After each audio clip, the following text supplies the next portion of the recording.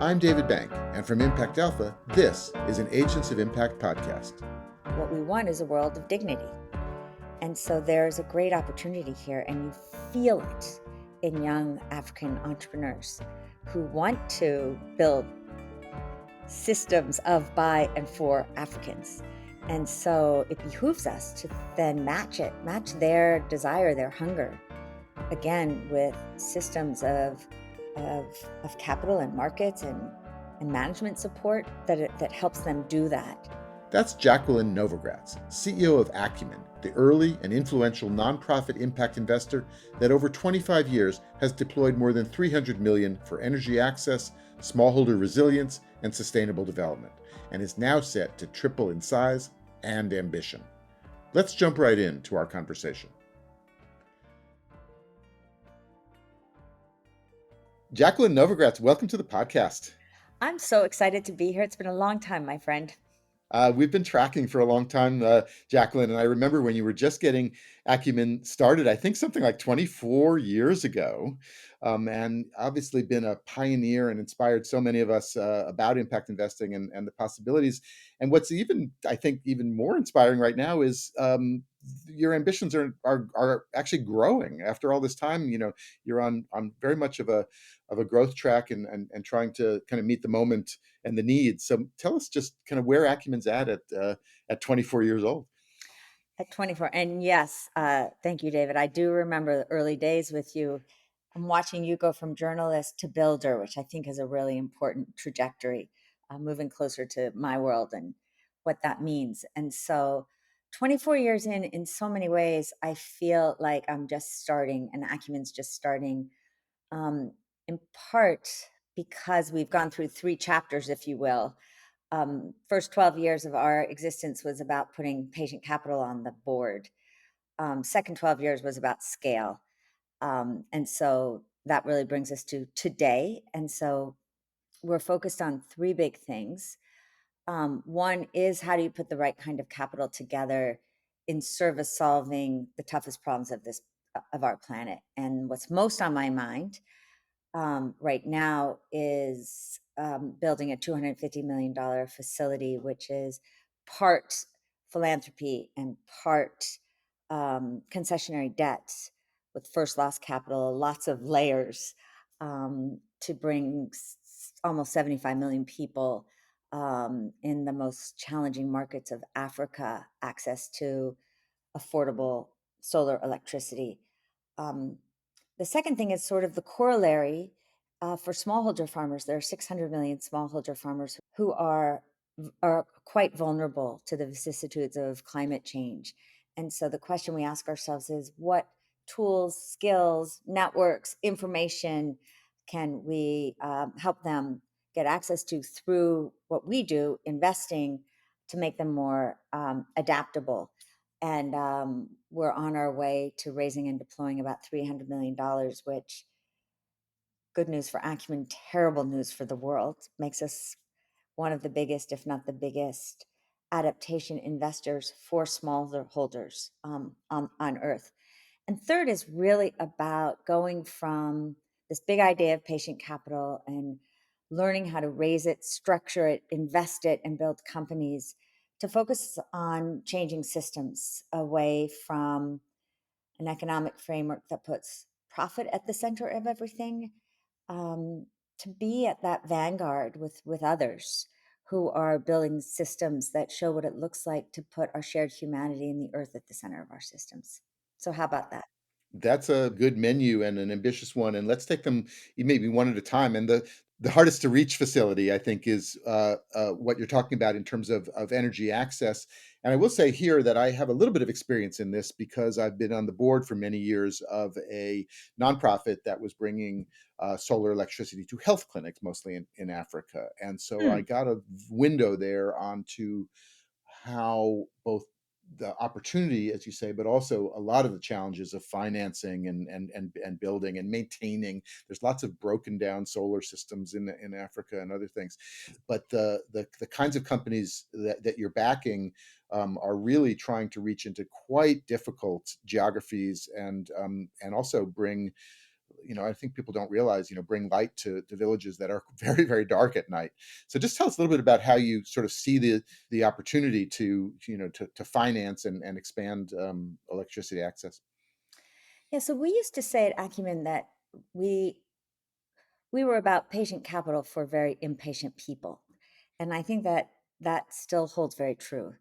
That you have to have a great degree of urgency to solve our biggest problems, and it takes a long time. We made our first investment in off-grid solar 18 years ago, 2017, when 1.5 billion people on the planet had no access to electricity. And as you said, when the sun goes down, it is very dark, very isolating, very scary, and is a complete depressor of productivity and life. And so it has been thrilling to watch through the 40 companies we've invested in, reaching now 300 million people. That trajectory and that knowledge bank, as well as the impact that was created, got us to asking the questions. Well, what would it take to reach now the 700 million people who are left? And presumably they're tougher to reach, or they would have been reached earlier. So this is now, as you say, hardest to reach. These are the hardest to reach. 85% of those 700 million people live across 22 African nations, all of whom have less than a 45% electrification rate. There are countries like Chad with a 16% electrification rate, Malawi 19, Burundi 11. Imagine what it's like for a country to try to develop when you have an 11% electrification rate. And so we said, this is what Acumen knows how to do. We understand the technologies. We know who the best companies are. We believe in the private sector and playing a big role in solving public sector problems. And we recognize that this is the biggest planetary market failure of our lifetime. And so you aren't going to solve it by just letting the market run. You have to find ways to enable markets to work. And that will take a mix of philanthropy and longer term partnership with government. And so we selected 17 of the 22 and built a facility whereby we have 60 million in philanthropy that takes us back to the traditional patient capital, where we can take bets nobody will take. Um, Working capital loans in Malawi. We just made the first loan in Somalia. We've made investments in Sierra Leone and Benin. And David, it has been spectacular to see the hunger for change, the capacity to take that capital and actually turn it into something. And it makes me very hopeful that we'll show the world that it's possible to do this, but not with business as usual. And so that was the birth, if you will, of the hardest to reach work that we do. And it has taught me so much about um, how capital can be structured, if we think about it truly as a tool that we control rather than just let it control us. And in many ways, it takes me back to my roots, why I started Acumen in the first place. Yeah, yeah. And you talk about structuring the facility and the role of philanthropy on the one side, and then I think you've done a classic kind of blended capital strategy here to bring in different layers and different risk appetites, different kinds of investors. So maybe just tell us a little bit about how you put all the pieces together. Sure. And classic seems to suggest that there are a lot of these. And it's that's also taught us a lot. There are 23 different entities that go from straight individual philanthropists to development finance institutions and entities like the World Bank and the IFC to um, Shinhan Bank, Korea's largest commercial bank. So we have the gamut in terms of individual and institutional players.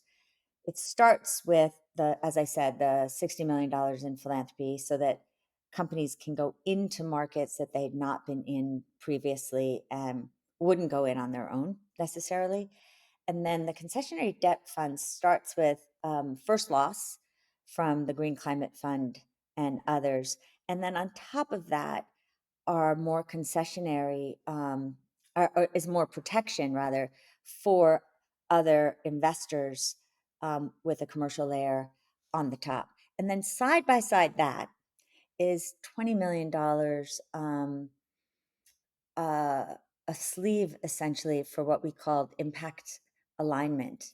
And so if I'm company A and I reach, let's say, 500,000 people with first time energy access, I can reduce the interest that I pay to zero. So a kind of incentive for performance and reaching the hardest to reach again. It's essentially a rebate so that at the end of the day, there's a blueprint for what the private sector can do with the right incentives, including, um, without calling it this, including a rebate on performance, which could be very, very powerful to governments who want to ensure that they also are working with the private sector to help serve the public needs, particularly those who are um, the most vulnerable of their population. And you mentioned Green Climate Fund and first loss protection, and Green Climate Fund is showing up, as you know, in many deals in this kind of way. And I just wonder how you assess the importance of that layer and whether Whoa. you How I assess the importance of that layer and how I assess the importance of that institution. Green Climate Fund stands apart as an institution that deeply understands the importance of adaptation finance, which is synonymous with low income people and helping them survive in this time of growing climate change. Um, the willingness to take first loss, which means that if something goes wrong with a fund and people aren't able to pay, the entity that loses its money first is the one that takes the first loss. And others who come in above it um, have their money protected because the loss is paid for by the first loss holder, and the other ones are safer in investing in very risky markets. That's how the whole blend works. We need more institutions that are willing to take that first loss and leverage that capital so that other more commercial types of capital are willing to go where they haven't gone before. and is the thesis that having demonstrated that and then proving a track record and having a kind of repayment history that over time the more senior lenders will be comfortable with the risk and won't need that kind of protection?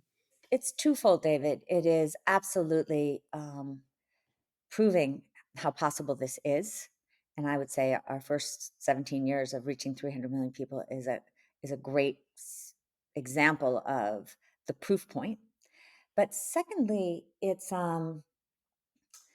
also creating the models that we need for how we're going to make the kind of change that a post-aid world requires.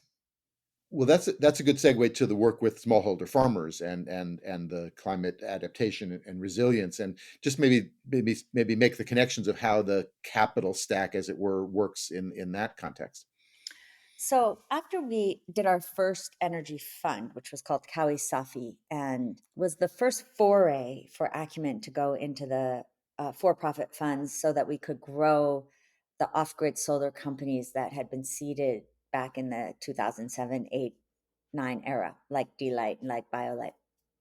It's a $70 million fund, and we started growing those companies and then asked ourselves, well, what kind of fund structure would we have to put together to invest in smallholders in an era of climate change where agricultural companies are just being slammed? We did an analysis of funds that were investing in smallholder farmers across Africa, and the average returned about negative 20% or worse. But everybody was out in the market promising these enormous financial returns. And that is not Acumen's shtick. We want to be honest about expectations and what we can build. And so we asked ourselves, what would we have to do um, to raise money that could be deployed in a way that actually would bring returns to different investors? And so that was the beginning of it's called the Acumen Resilient Agriculture Fund, ARIF. Um, Green Climate Fund again did the first loss capital. Once you had that first lost capital, then more traditional investors felt that their downside risk was protected, and then they were more willing to come in. We also had technical assistance that we raised, grant money side by side, and it has been amazing to see companies go from starting from scratch with Acumen's patient capital and getting to a point where Arif can bring in growth capital. And a quick example would be a company called Ethio Chicken, um, back around 2011 or 12. Two American entrepreneurs, Joe Schiltz and Dave Ellis, one of whom had never held a live chicken in his life, to build an industry in Ethiopia. They had the moral imagination to get close to the farmers and understand why the current system was not working. At that time, the average Ethiopian had ate less than a half a kilo of chicken per year, and you had significant child malnutrition, et cetera, et cetera. Um, we didn't invest right away because they didn't have the right business plan. But when they figured it out and showed progress, we put our patient capital in for 7, 8 years. When we exited and they repaid us, then Acumen's Resilient Agriculture Fund, which was the blended capital, and that had a fiduciary responsibility to bring returns to its shareholders, then invested. And today, having watched this trajectory of capital, and entrepreneurial grit and moral imagination, Ethio Chicken is now a subsidiary of Hatch.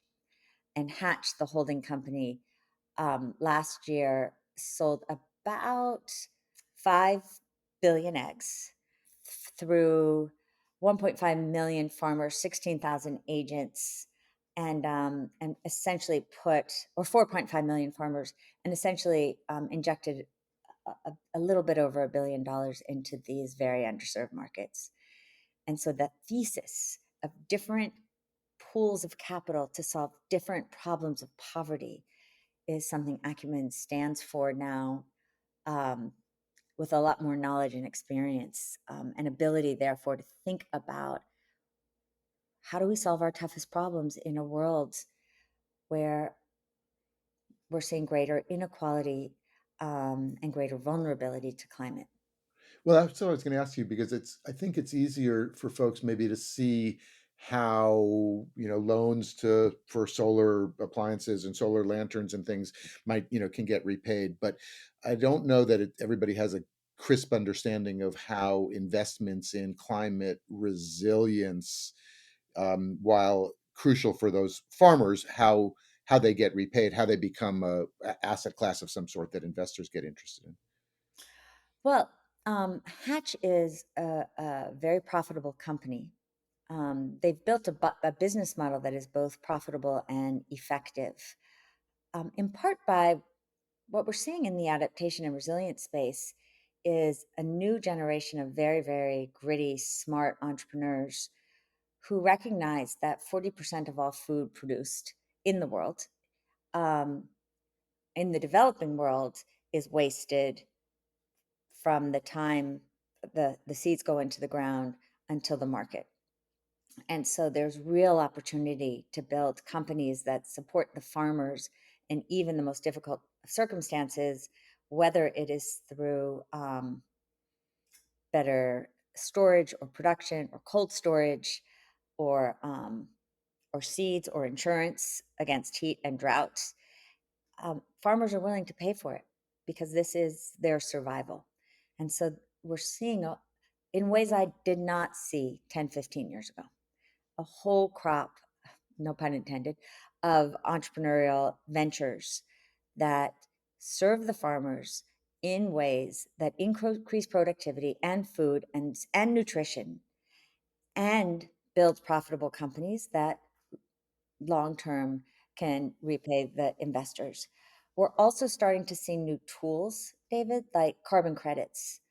A company called Sun Culture sells solar irrigation systems to smallholder farmers, and we're seeing 2, 3, 4 times increases in their productivity.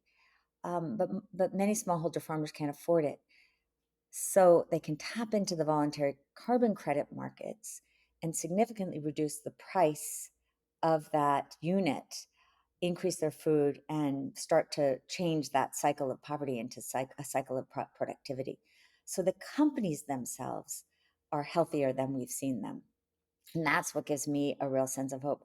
With all humility and honesty, when we first went in to that, to RF, I wasn't so sure, to your point, because I had seen um, so many farms get wiped out with drought, then flooding year after year, and thought, this is not going to be easy. And obviously, it's not easy. But on the other hand, um, there's a level of innovation that we need to pay attention to. Yeah. Well, this goes to your third point, I think, which was putting technology and finance, to work for people and planet, as they say, and not the other way around. And there are, so many innovations and the cost curves and solar and other things, coming down so dramatically that solutions are possible that were only, sort of dreamed about 10 or 15 years ago, as you say. But yet, I think maybe progress has not been, as rapid as maybe some people thought. I know that you mentioned the 600 or 700 million people without electricity.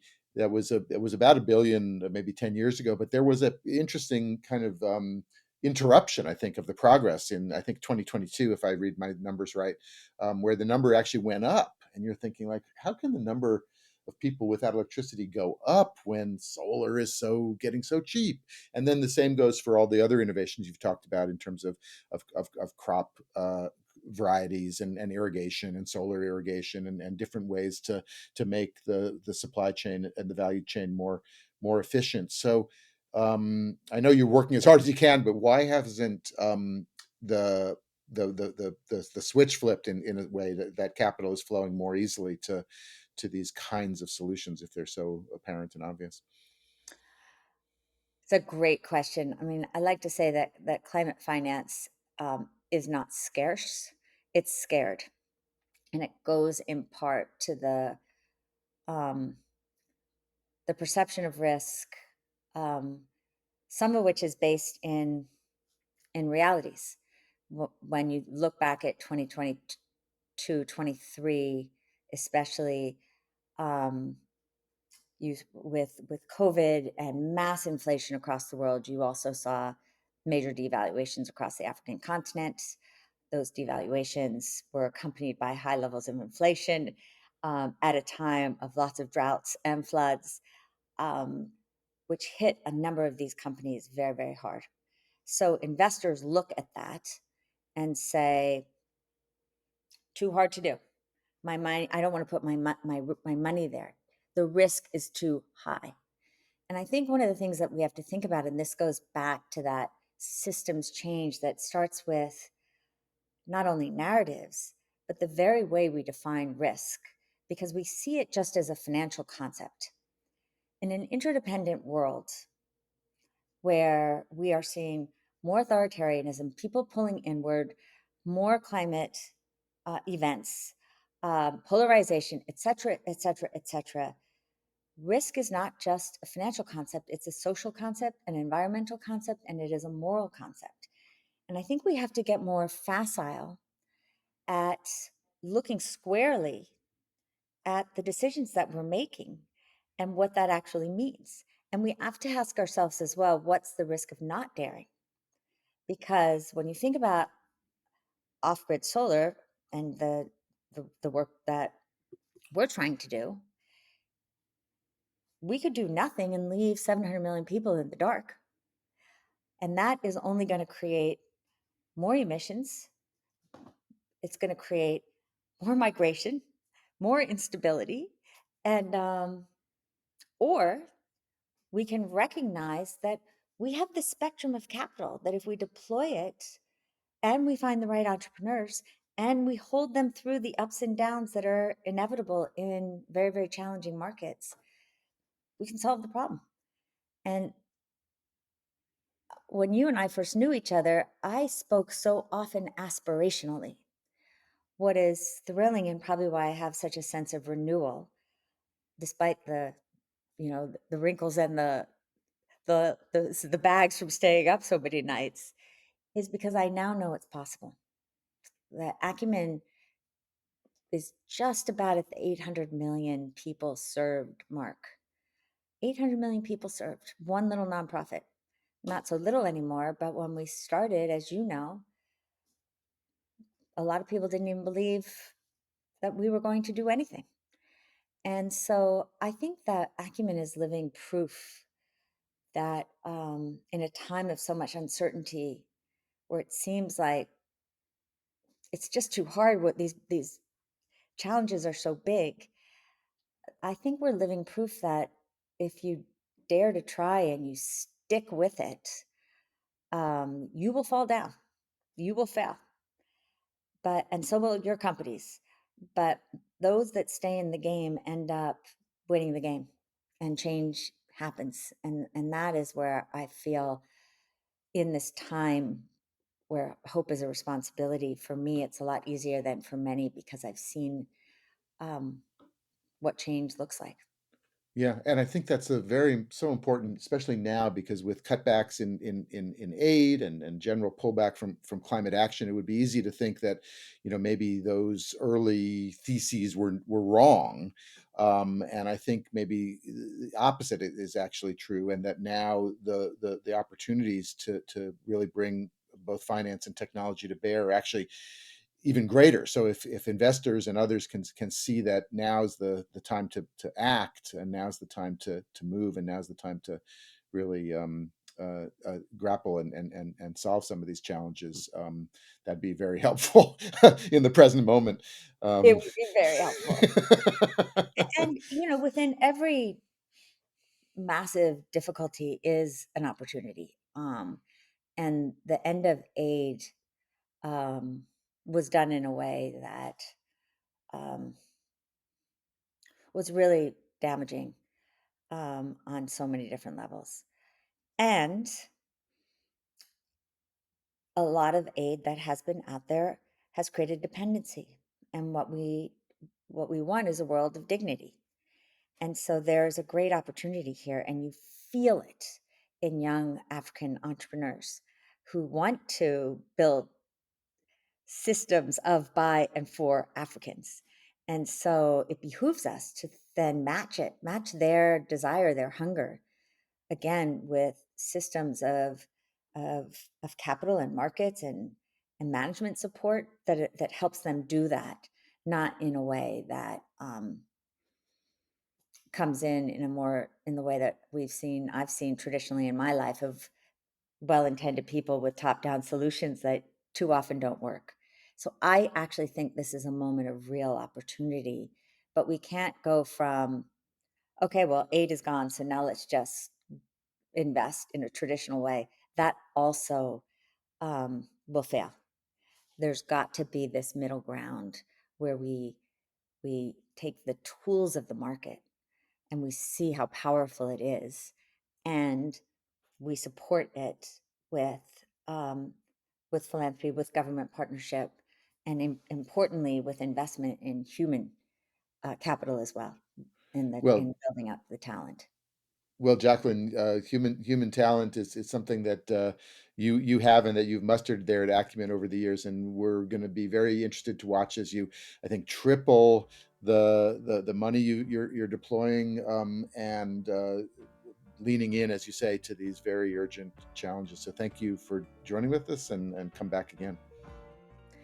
Thank you for everything that you do. I equally watch you, and uh, Impact Alpha starts my day. So thank you. I appreciate that, and we all do, and we'll see you soon. That's going to do it for this Agents of Impact podcast.